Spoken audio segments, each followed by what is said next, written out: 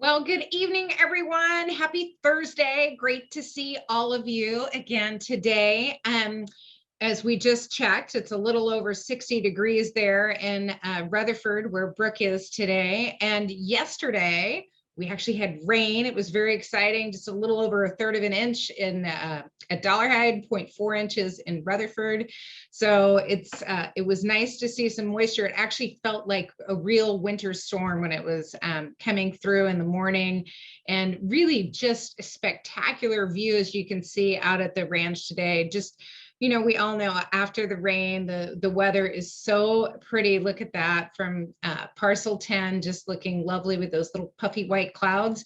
It would be prettier to me if it was still raining, though. We need a lot more rain, and we're going to probably keep talking about that until we have it. So you all have been on before. Everyone knows the rules, mute yourself, do the chat, raise your hand, have fun, drink a glass of wine, and most importantly, get ready to plant your garden. So I'm super excited to have Bri Hoover, who's our estate horticulturist and manager of all things growing delicious there on the property. So Bri, tell us a little bit about the work we need to be doing right now to get ready for planting with our soils. Yeah, so it's a great time to be preparing that soil. I want to mention, before going into, exactly what to do, excuse me, and what to add, I just want to say that there's so much more to soil than what you can see. It's a living ecosystem that has a huge community of organisms that basically, are linked together through different nutrient cycles and different energy flows. So there's so many things in our soil like bacteria, fungi, nematodes, earthworms, insects, and so much more. And so we need to take care of all of these organisms and take care of our soil. And so to do that, soil does need some basic requirements. They're very similar to the things that we need. So that's food, water, shelter, and air. So soil is very important. And so like I said, before I kind of dive into that, I do want to mention that the majority of soil is made up of sand, silt, and clay. So it's the presence of these three components that gives the soil its type. So it'll help you understand your soil if you can kind of learn a little bit about its breakdown. So the percent of clay, sand, and silt will determine the soil's texture and the physical properties. So clay is the smallest of the three particles. It's less permeable. It compacts very easily. Sand is the largest. It's much more permeable. It's very loose. And then silt kind of lands in between. So like I said, this here is it's the soil texture pyramid. And so this shows the ratio of particles within each soil type. So ideally you'd want a loam for planting. So a loam is about 40% sand, 40% silt, and about 20% clay. And so this pyramid kind of shows you that based on the percentages of each of the three components that are in your soil, it'll tell you your soil type. So if you're looking at the clay section is the largest section there. If you have a large majority of clay, you're likely going to have a clay soil, even if it's only, 50% or somewhere in there. And so anyways, so we'll want to be bringing that to a little bit more loose soil, right? If we've got a really thick clay, we want to kind of bring it to a little looser soil, because I guess the clay is just going to keep absorbing more and more water and becoming more solid if we can't bring in some of the larger particles, right? Exactly. So you do want to have a good balance of the three, because they all do serve a good purpose in your soil. So, clay can kind of get a bad rap, but it really does hold in our moisture. We just don't want too much of it. So you can even pick up your soil. If you form it into a ball, it'll help you, determine the type of soil you have. So if you form it into a ball and let's say you tap on it, and if it breaks apart, it's going to be on the sandier side. If it stays intact, then it has more clay and silt. And if it's very sticky, then it's likely going to be very clay heavy. So that's kind of a good way to determine. But if you also really want to know, your soil type testing is a very great option.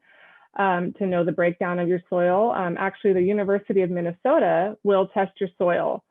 So if you live in any of the, I think we have a map here, but if you live in any certain areas, you can actually mail in a sample of your soil, and you can actually receive valuable fertilizer recommendations for only $17. So this map here shows areas that will allow transfer of soils. So if you live in any of the non-highlighted areas, you could actually submit soil to the University of Minnesota for sampling if you are interested in knowing a little bit more about your soil and what you can do to improve it. Well, that's definitely something. We do a lot of soil testing and a lot of analysis at St. Supéry because we have half the world's soil orders here in Napa Valley. And that is really quite remarkable to think about. I mean, we have such diversity in Napa Valley from our terrain and from the topography, from the microclimates, from the rainfall in different areas. But soil is a big part of that biodiversity that we have in Napa Valley. It's pretty cool. Great. So I know Michael Garcia up at Dollarhide does spend a lot of time with soil testing and analyzing, and because we do have such a diverse amount of soils, as you mentioned. So Michael, do you mind sharing a little bit about our soils around the property?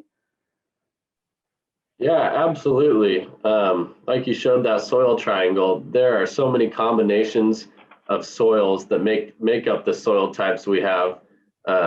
Sometimes it feels like we have almost all of them. You know, we definitely don't, but we have 12 distinct soil types here at Dollarhide, a few less at our Rutherford property.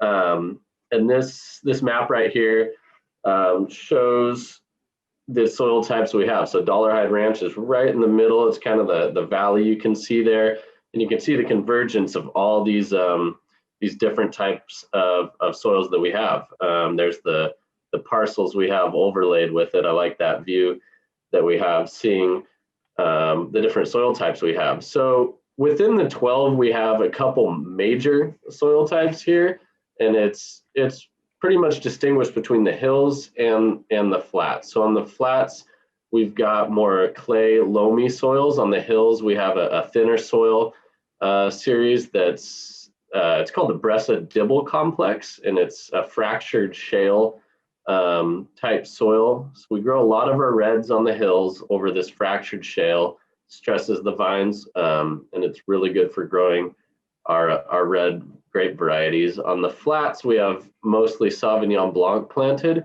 on this Maxwell clay loam that actually takes its name from the creek right here running through the property, Maxwell Creek. And the management of these two different soils varies. So our cover cropping strategy, our composting strategy differs between the two soils. And like you guys, Bri, you and Emma mentioned earlier, we managed to improve the health of the soil. It's a living organism, and so on the flats, our cover cropping strategy is for biomass. And this biomass does a number of things chemically. It helps our soil fertility, which I'm sure you can speak to, and it really helps the health of the vines in the long run. Yeah, that is really cool. Your cover crops look like they're doing really well there, especially as their only source of water has been the rain, really, in Rutherford. And that looks like parcel 5. Did you take that today? Yeah, that's an image of our cover crops this morning in parcel 5. So one of the flat Sauvignon Blanc parcels that we're talking about, and this cover crop mix is our high biomass cover crop mix. So it's got some bell beans, some vetch, some field peas. These are legumes that are not only fixing nitrogen, but that grow to incorporate this biomass into these soils. Yeah, and Lynn had a question for you, Michael. Do you use infrared and drones and all that technology to keep track of soil temperatures, plant growth, and so on? Yeah, we do, and it's interesting. I'm sure if you looked at our NDVI map, which is essentially that infrared map that you're talking about, if you overlaid that with the soil profile map that we looked at earlier, some of those soil differences and the contours of where the soil profile changes would absolutely show up on our map. We also use them to look at irrigation uniformity, vine stress, diseases. If we have, a certain outbreak in a certain spot, it allows us to be very precise with our management of nutrients, pest control, and to keep uniformity in our vineyards. Awesome. So maybe you should talk about the soil probes that you have there tied in with the weather stations. Yeah. So the soil probes, they do help us monitor soil moisture. This year, I wish we were seeing more soil moisture on the soil probes, but they measure the tension of the water in the soil, and they're a really good tool. They're tied into our weather station, so we can access the data on a web portal, and we use them for multiple purposes. We use them to assess our irrigation strategy. If we were to deficit irrigate slightly in the later parts of the season, we can be very precise with that because of the soil probes. And then they also help us, distinguish between our two soil types, what dries out faster, what needs irrigation. Yeah. Awesome. So Bri, how are you using some of those techniques in the garden? So in the garden, as we talked about with cover cropping, I do like to, any beds that are fallow, I do like to do a lot of cover cropping. And then, so how long do you let the cover crop grow before tilling it in? And then how long do I need to wait if I've got enough space to do that? Yeah, so I like to let it grow for a few months. A lot of times it'll go to flower. And so before it dies off, it's a good idea to, till that into the soil to return that biomass and all those nutrients back into the soil. And so you don't want to do it right before planting. So you have to plan it out a little bit because you do need to give it time to break down. So if you wanted to plant, say, get it ready for the spring, I'd probably till it in around the fall time and give it all those months to really break down. Okay, and can you have sort of the same success by just tilling in your last crop of the season, instead of leaving it fallow for the 6 months to the next crop, or? Yeah, of course. Yeah, so you can always till that in and then wait a number of months, or if you really wanted to, you could pull out some of those plants and turn it into compost and use it around the same time. So.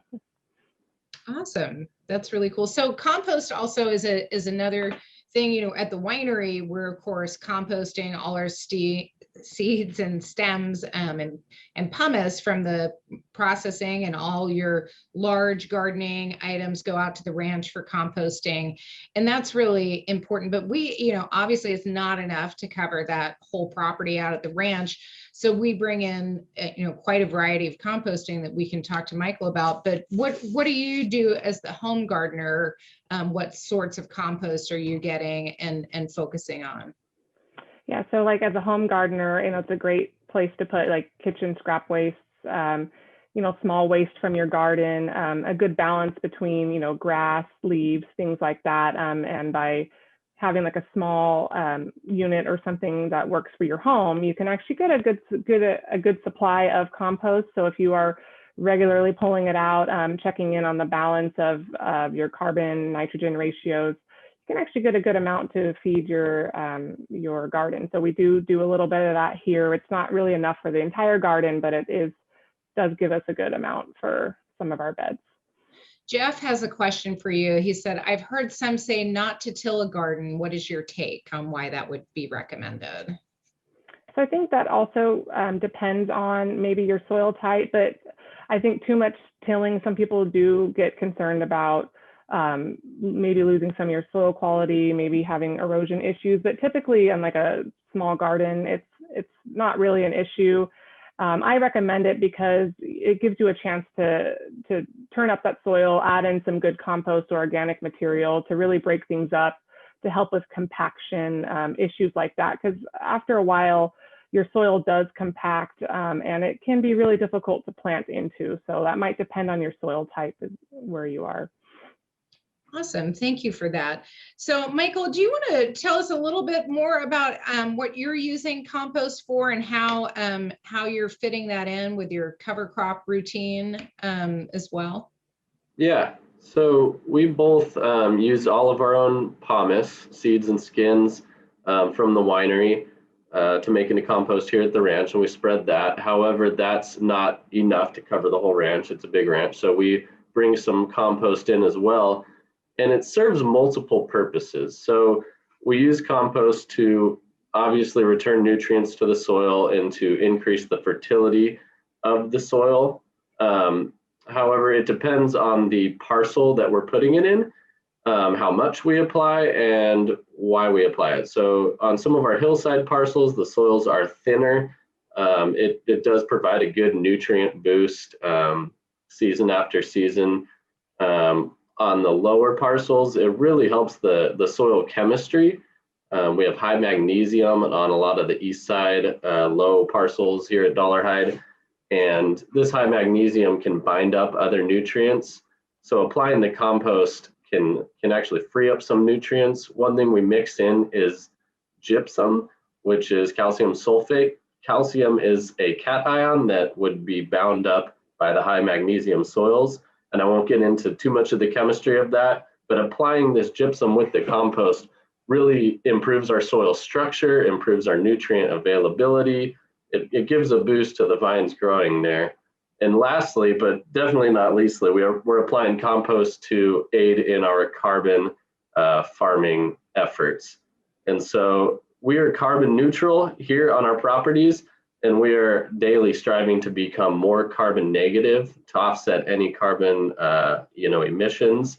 And I know that's a really hot topic in farming nowadays, but the more compost we can apply, the more carbon negative we get. So we're trying to do our part in regards to that. Awesome. Well, there's definitely, a lot of science, particularly in farming sustainably and to be focused and effective. So that's pretty cool. I noticed when, because we're drinking the Dollarhide Sauvignon Blanc tonight, when we were looking at that picture from today, that parcel 5 hasn't been pruned yet. Do you want to tell us kind of what the status is on that? Yeah, definitely. So we've been, given our weekly updates on pruning, and we've gotten through a lot of it. However, with the frost concern of the season, we have left parcel 5. We're going to do a late pruning on it. So we're going to try to delay bud break as much as possible there. So the, probably the most important task and topic in the vineyard right now is becoming frost control. So we'll be susceptible to frost on these tender shoots as bud break occurs here in the next few weeks, from mid-April until, here at Dollarhide until probably May, early May. And so parcel 5 is being left for a delayed pruning. We'll put some frost fans out there this year, which is a new strategy for us. And in other parcels, we'll use our sprinkler frost protection, using water to frost protect. Awesome. So yeah, it looks just beautiful out there. Thank you for taking those shots this morning. What a pretty day. Amanda is asking if you can put eggshells in compost and or your garden. And Amanda, I'm going to answer that for Bri, because I think when I travel, all that is in our compost from my husband is eggshells and coffee grinds. But when I get home, we get a lot more other scraps. And so our compost is full of eggshells. But Bri, are you putting them directly in the garden or just into compost? Yeah, both. They work great directly in the soil. You can mix them in like you would your compost, and they'll break down and provide a lot of calcium. Or like Emma said, just they work great in the compost too. So it's your choice. Yeah, great. Good question, because that is a nice way to use all those eggshells. We're big egg fans in our household, particularly when I can get my hands on some of those Dollarhide eggs. Do let us know if you're coming up to the winery and want to pick up a dozen fantastic Dollarhide eggs. They're often available if you're coming up and heading back home. So, I love this Dollarhide Sauvignon Blanc. Those of you who know me, have been joining for a while, know that this is one of my favorite wines, but I'm really excited to taste the 2019 tonight. We've seen Parcel 5. We know this is, the oldest parcel of Sauvignon Blanc, the mother parcel for our other cuttings and for our own field selection of Clone 1 Sauvignon Blanc that we have at St. Supéry. And so that's a great picture from last spring. I'm hoping it's going to look just that beautiful in a couple months here, like it did there. But I think it's going to be fun to taste this new vintage, the 2019 Dollarhide Sauvignon Blanc, which we're tasting tonight. But Brooke, maybe when you talk about it, you can contrast it a little bit with the 2018 that we've been enjoying for the last year. Yeah, sure. So just the approach to winemaking that we've talked about before, and I'll just kind of do a brief reminder, but of course we're picking the grapes at night because we're utilizing those cold temperatures that we have at night, especially at Dollarhide. It's quite cold. And that preserves the acidity and the flavors in the wine. And the grapes will get to the winery in the morning quite cold, and we'll put them through our press, and we'll get the juice to our stainless steel tanks. And then we chill that juice down to settle it. And all the pulp will fall to the bottom of the tank. And then we're going to rack that clean juice off and warm it up, and then kind of go through fermentation. With the Dollarhide Sauvignon Blanc, the majority of it is coming from that oldest parcel, which is parcel 5. And once the juice is racked, the majority will stay in stainless steel to ferment there. But we will peel off a little bit of the juice and put them in new French oak barrels to undergo fermentation. And in this 2019, it's actually 16% of the blend that went into the new French oak barrels. So the fermentation will occur in both the barrels and the tank. And that's going to be a slow fermentation because, again, we want to preserve all those amazing aromatics and flavors that we're getting from that Dollarhide Sauvignon Blanc, Parcel 5. Or all of our Sauvignon Blanc. And so we will have that go nice and slow by keeping the barrel really cold in a cold barrel room, or the tank cold using glycol on the outside of the tank. So that fermentation will take about 30 days in both components. Once the fermentation is done, the yeast cells kind of fall to the bottom of the tank and the barrel. And that's called the yeast lees, which are kind of just the dead yeast cells. And that lees is very powerful. So in our Napa Valley Estate Sauvignon Blanc, which is a different style than this, we actually rack the wine off of that lees pretty quickly. And that creates one style. But with this Dollarhide Sauvignon Blanc, we're actually aging the wine in both the barrel and the tank on that yeast lees. And that's creating that volume and that texture that you get on this wine. And we'll actually go through and mix up that lees once a week in the tank and in the barrel. And again, that's giving it a little bit of creaminess. So you have the pungency and intensity of that Parcel 5 and that old Sauvignon Blanc, old vine Sauvignon Blanc. And then you have this wine, 16% new French oak. That's kind of threaded through. So I get it on the nose, and I can get a hint of it on the palate as well. And then you have that Sur-Lie maturation for 5 months that gives it a little bit of texture and creaminess as well. So that's kind of the strategy of how we approach the Dollarhide Sauvignon Blanc every year. Obviously, there's differences between each year because of the weather. And I do have a glass of the 18 and the 19 in front of me, but just even if you just talk about the rain for each vintage is completely different. So for instance, in 2019, on this date in 2019, we had already had 35 inches of rain at Dollarhide. So, and I don't have the 2018 one, shoot, but I have today's date, which is 9 inches of rain. So that I think 18 was about 41 inches of rain. Yeah, it might have been. Yeah. Yeah, by this point in the year. So, I mean, it just depends on the vintage. So 19, we had a lot of rain. So that made a huge canopy growth, right? But if you look at just in 18 and 19, if you look at the yield difference, so in 2018, we had a large Sauvignon Blanc crop. It was excellent quality, but it was pretty large. And if you look at 2019, it was 52% less yield than the 2018 crop, coming from the same vineyard with the same managers, you know, the same viticulturist team, but there's just difference in weather. So so yeah, you can see differences in the 18 and the 19, just starting with those. Yeah, you know, I think it is really interesting to think about that. And I think I remember in 19 we were just sort of hustling in the vineyard all year long to get everything done, because there was so much grain and so much growth that it felt like we were just getting that task done and the next one needed to start. And it was really super busy. And I think that was pretty cool. Linda and Mark opened their concrete fermented 2019 Dollarhide Sauvignon Blanc, which is super fun as well. We just had a little bit of that at the winery. Do you want to talk about that wine too, and how it's different from this one? Yeah.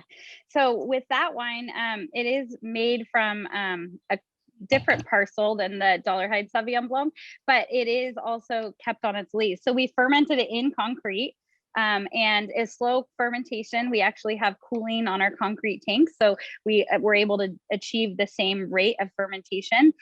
We did a little bit of Semillon in concrete, and then the Sauvignon Blanc, and yeah, we put that blend together. It was kind of a trial for us in the cellar. We didn't really know what we would get off of it, but we liked what we saw, and we were able to create this new wine. So we're pretty excited about it.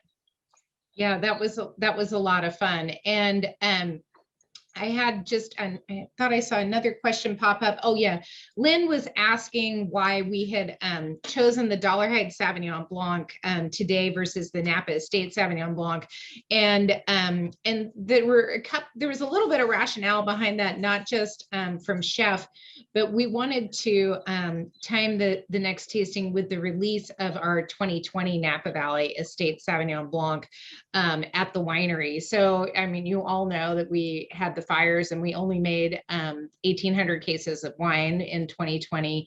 And that's the Sauvignon Blanc that we picked prior to the fires. So that wine is going to only be available at the winery. So of course, maybe Brooke, you can contrast it to the 2019 that's in the market, but we thought it would be fun to celebrate that release and the donation that we're making to the community foundation with it. So we thought, and we wanted to wait a little while after it had just been bottled before having it. So that was a big part of the timing, and a lot of our wine club members are going to be getting that wine hopefully in time for the tasting.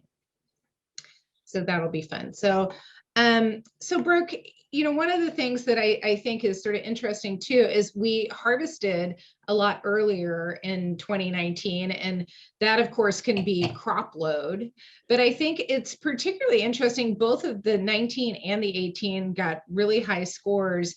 I always think about, you know, volume being on the vine, yield on the vine being a quality trigger, and it really wasn't in 18 and 19 vintage. And I think for us, so I think that's interesting that, you know, there was enough moisture and everything for the vine to yield that fruit, but it was able to stay on the vine an extra week. So I think that was a good part of the 2018 growing season. I think if we hadn't had the same amount of ripening time, when you have a larger crop, then we wouldn't have had that same quality, because we picked to ripeness, not to the date on the calendar. Any other thoughts on the harvest timing from 18 and 19? I mean, I like tasting these two side by side today. I think that the 18 shows a little bit more tropical fruit, like pineapple and more passion fruit, whereas the 19 is more grapefruit zest and green lime zest. Obviously, there's a difference in the age that it's been in bottle as well, but I think that the 19 is more green lime focused than the 18. However, that is an expression of parcel 5. We get really zippy green lime, grapefruit, and so I feel like it's really showing on this 2019. Yeah, well, the wines are delicious. Good job again. And so, you know, we're going to have this with some of these wonderful carrots. Obviously, we're just getting started planting them, so they're not from the garden yet. But Bri, do you want to talk a little bit about the carrots that we should all be, well, some of us, depending where we live, should be getting in the ground right now, and what the varietals are that we'll be planting, and Chef Todd has. Yeah, absolutely. So with these little, you can see there, this awesome packet of seeds has a great blend of delicious carrots. So you can plant these now all the way through May is great. I think it's a great idea to plant a little bit, you know, once a week. So that way you can have a continual harvest instead of having them all ready at once. So it's really up to you, but I like to just have a few ready every week. So yeah, there's about 6 or 7 different varieties in here. This one here is Atlas. This is awesome. It's a small round carrot that only gets to about 1 to 2 inches in diameter. These are a couple carrots I grew that I think is awesome how they twist up and they do all kinds of funky shapes at times. Another little mix here of the Gold Nugget, the Romance, deep purple and white satin there.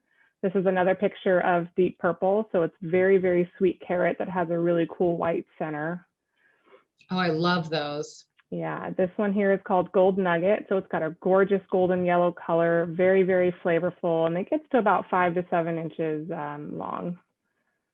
And this one here is Red Sun. So it gets a nice red color in it. So it gets to about 7 to 8 inches. And I also think that these taste wonderful as well and really pretty. And this one here is a Romance. So it's that traditional, you know, orange carrot, but it does taste awesome compared to some other orange carrots. I really do like this one a lot. It's nice. White carrot here is called White Satin. I love that it actually is really, really white when you cut through it. It doesn't have like any yellowing in it. This one's really cool because it's very, very juicy and very, very crisp compared to some of the other ones. So yeah, juicy is a really good descriptor for that carrot. They are. I'm excited to have them because they were so delicious, all the ones you grew last year. So it's going to be fun. The seed packets are in the club shipment. And I think if I mentioned, if you're not getting an April club shipment with the seeds, just shoot us a note or go online to St. Supéry / garden, and we'll just shoot us a note there and we'll send some seed packets out to you. So I don't want anyone to miss out on these delicious carrots, especially after Chef Todd shows us this next amazing recipe. Chef, what you got cooking in the kitchen? Got carrots cooking in the kitchen. With all the fun springtime vegetables that are coming out, even last week, if you tuned in, you saw some of the different kinds of vegetables and things that you can utilize. But chefs always get excited when springtime comes around. You've got all these wonderful vegetables that are going to be coming in, and usually they have so much color and vibrancy, a lot of different shapes. So spring is really exciting.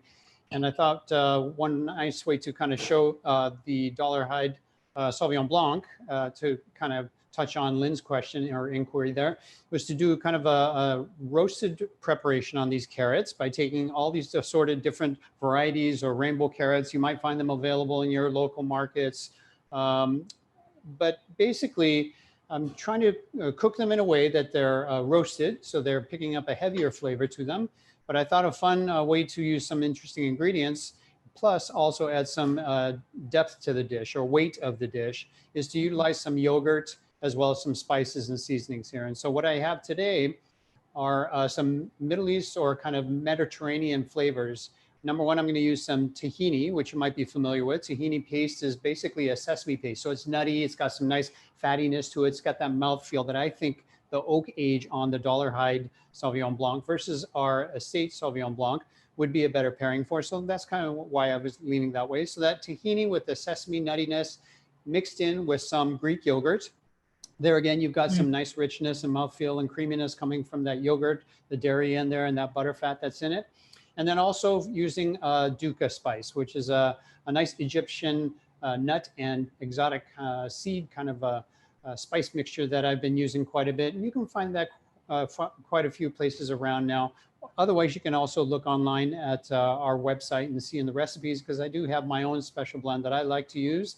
And you'll find a lot of variations on Dukkah, so you can feel free to customize it yourself. But I always love to have that around in my pantry to use as a little sprinkle garnish, something to go over fresh vegetables, put it onto hummus or anything like that. It's a nice texture, kind of a contrast, and it adds some nice spice when you get a little bite of that in there. So with our carrots that we have. Quick question, Todd. Lynn's asking, is it important whether we use low fat or full fat Greek yogurt? Greek yogurt, and it's up to you, whichever one you want to use. If it is whole fat, you might find that it's extra rich and it might be a touch thicker. So you may want to thin it down just a little bit. So whether you add a little bit of milk in there or a little water, you might need to do that to get it to maybe a little bit more of a, like a sauce consistency as opposed to being too thick or too intense. And so it's just a matter of adjusting it all accordingly. It's entirely up to you. But what I have for ingredients are basically our beautiful carrots. And we're going to have more of these coming out of our garden, but I can show you that we do have quite a bit of some of the different varieties. You know, you've got that beautiful white carrot. Here's a yellow, some of the orange carrots. Here's a couple different types of the purple carrot. This one is a beautiful kind of a pink purple on the outside, but on the inside, when you get into it, it's actually a golden color, and a deep purple one here as well. And so really, just to get this going, I've got a hot oven that's preheated, and I've already put my pan in there, and that pan is going to be preheating in there so that immediately when I put my carrots into that pan, they're going to start to hit the heat and immediately start to caramelize and roast. And that's what we're looking for, is kind of a blistered brown look on the outside. So to these carrots, I'm going to put a little bit of extra virgin olive oil, nice coating on there. Can't go wrong with that. No, and that's going to help with some of the caramelization. It'll help with the browning. I'm using a little bit of pink Himalayan salt here, but you can use standard salt, and then a couple grinds of some black pepper as well on there. And from there, you just really want to kind of toss it to make sure that they're all coated nice and evenly. And, you know, your oven's nice and hot, so you can start them in the hot pan. They're going to roast nicely. After maybe about maybe 5 minutes, 6 minutes, you want to go ahead and stir them or turn them so that they roast and brown evenly. So when they're in that hot pan, if you have maybe a large enough saute pan that will fit, you can use that. That's what I'm using today for a small quantity. But if you wanted to do a large quantity for a bigger group or more of a side dish, you can definitely use a baking sheet, something that you might do cookies on. Just go ahead and put that in there. The main thing is you want it to be kind of a low-sided dish so that you're not encouraging steam, and you've got plenty of hot air going across the carrots to really get that nice depth of roasting going on there. Okay. So I'll show you what I have going. Here's my hot pan that I have. And so what I'm going to do is take that hot pan out of the oven, and I'll put just a little bit of the olive oil on there. You can see it starts to shimmer right away from the heat. I'll go ahead and sprinkle in the carrots. You hear that wonderful sizzle? That's a good thing. That's what I'm looking for.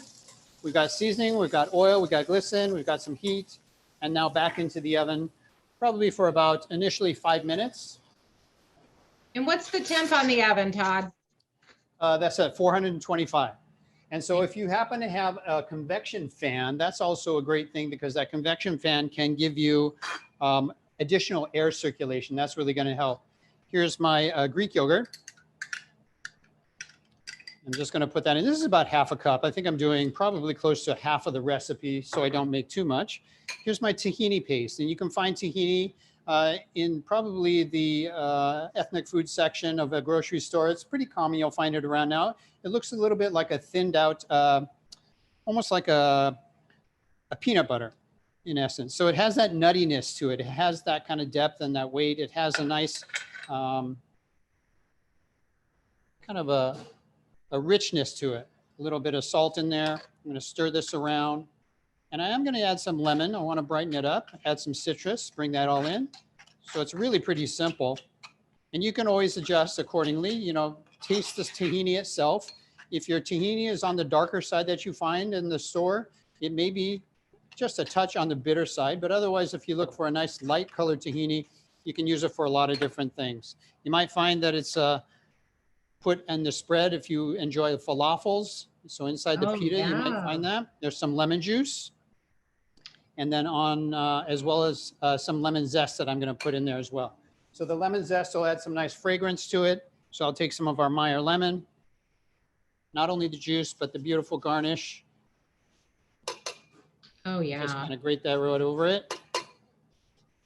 I like tahini and I like that tahini and hummus too, and it's a nice add for a lot of salad dressings. Absolutely, yeah. There's a lot of things that you can do with the jar of tahini. Once it's open, you probably want to keep it refrigerated. It is very much like peanut butter or almond butter or anything like that. So occasionally you're going to need to stir it so that the oils kind of come back in. Otherwise it will separate.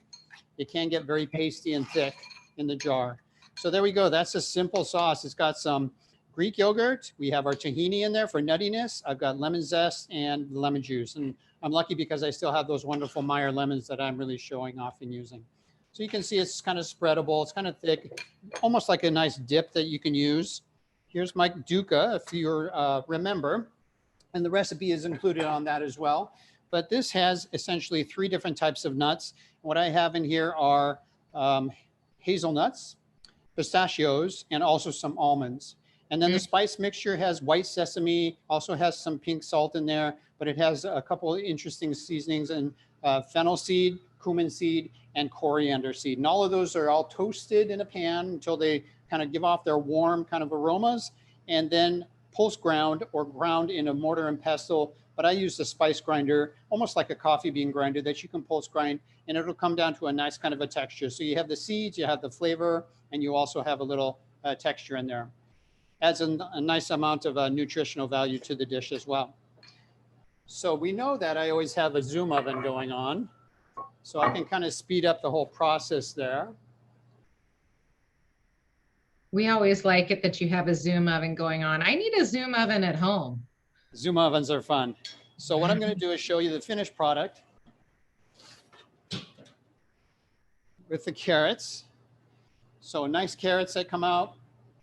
They've got some blister, they've got some color, they've got some caramelization going on there. You can see that they're kind of wilted down. And so just a nice texture on there. And you can cook them according to how you would like them. If you want to leave a little al dente on there, you can. Otherwise, when I roast vegetables, I kind of like that soft kind of creaminess that they pick up there with the caramelization. So we have our nice carrots all ready to go. I'm going to go ahead and put some of our sauce down onto the plate. Todd, how long did you cook those in total? Altogether, they were probably about 8 minutes at a 425. I stirred them at least one time, and they got some beautiful color because I started them in that hot pan. So with that initial hot pan starting, it really helps to kind of carry through that heat and the cooking. So I'm just going to do a little smear there. Let's garnish and decorate our beautiful carrots. And you'll even find nowadays that the carrots are kind of making this wonderful comeback. There's something about the fact that these simple vegetables that people kind of take for granted are now being showcased in dishes like this, where they really have a lot to stand on their own as far as kind of the star of the show or the feature dish. You know, you find the same kind of thing that might occur with, if you can see that, with the trend that happened with Brussels sprouts, also with kale and cauliflower. You're finding these wonderful vegetables that are becoming real heroes when it comes to all this now. So it's kind of nice to see that. It's a lot more exciting to eat vegetables and prepare them now. I'm going to go ahead and sprinkle my Dukkah right over the top, a good amount. It'll stick to the carrots and add that nice crunch and spice on there. I also have some fun little bit of mustard blossoms I'm just going to garnish with. Oh, beautiful. Very springtime, since that's what's going on with our terroir and our vineyards that we have right now all throughout Napa Valley. Beautiful. A couple other fun ingredients or garnishes from our garden. I have some radishes. I think we might have talked on those a little bit last week. Bri was talking about some wonderful radishes. I thought I would just put some shaved crunchy radishes on there. Here's a beautiful white radish and a pink radish. Little texture. Also makes for a beautiful presentation. I like the texture, and I like the difference in temperature too. I think is kind of fun on the dish. And you know, we've got carrots here in 2 different ways. Here's some shaved white carrot and some shaved crunchy carrot here. So I'm just going to garnish with some of those because they're really beautiful. So you got the cooked and sweetened kind of carrot, and as well as the crunchy raw carrot that I'm going to put on there. So that's carrots. Gorgeous. Top it off with, why don't we do maybe just a little bit some more of the actual tahini. So on its own, I'll just do a few drops here and there. On its own, it's pretty intense. Imagine a spoonful of like peanut butter, that kind of flavor, but just a little bit into the sauce and all around. You can kind of tie it all in together. Wow. Yeah, so You made that look so easy, Todd. springtime, well, you know, I'm just kind of playing with the presentation, and I hope as you do the recipes, you'll give them a try as well. Here's a beautiful blossom that comes from our garden. And then some of these are actually the carrot tops, which you can eat. They're totally edible. A lot of people will actually make carrot top pesto or puree or things like that out of them. So put just a few of those in there since it is part of the main ingredient of the dish. And what do you use carrot top pesto for? Oh, anything. You could use that to go right over your vegetables. If you wanted to do something like that, you could use them into your salsa verde. I made a salsa verde last week. And so if you wanted to try something like that, that could be a fun thing to do. You could also infuse it into like an oil and make a really nice carrot green oil. So if you think of along the lines of salsa verde or a pesto, I think you'll be kind of surprised at how delicious it can be by utilizing the green tops off of the carrots as well. Well, you're getting some love on your eyedropper tool there that you're using, which is probably better than a straw, Lynn, because you know, it's not adding more plastic to the environment. So good job on the eyedropper. Thanks. You know, yet something else, we need to go with our giant tweezers in the kitchen.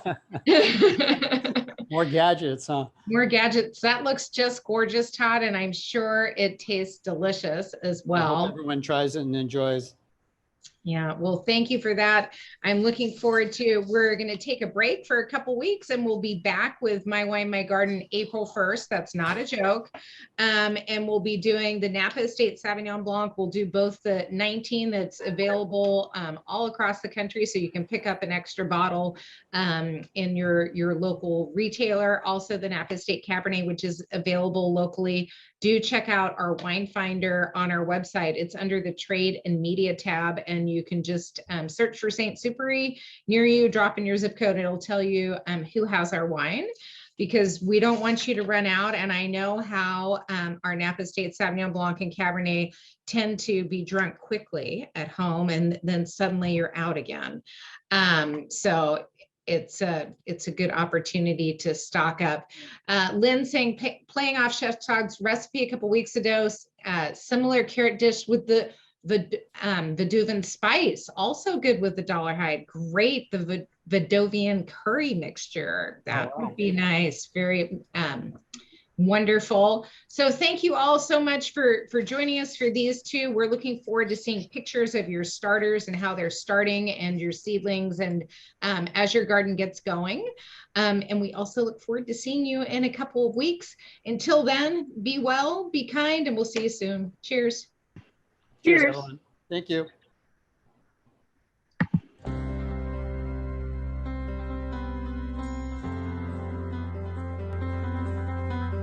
Good week.